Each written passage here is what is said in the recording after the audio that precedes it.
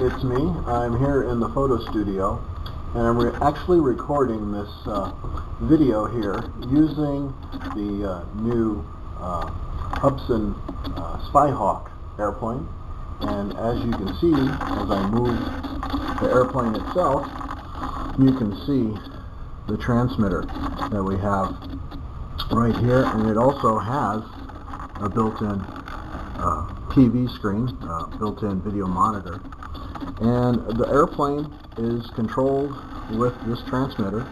It's got the throttle, you can hear that, rudder, elevator, and ailerons. This button here turns on and off the autopilot, and I don't know if you can see right there or not, but it says manual right there.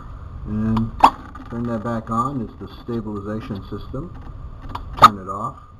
And then over here on this button at the far side is the button to turn on and off the video that the airplane will record. So this is just the first test showing the airplane and showing the video capabilities of it. So stay tuned, and we'll see if we can take this out, go flying, and see how it performs.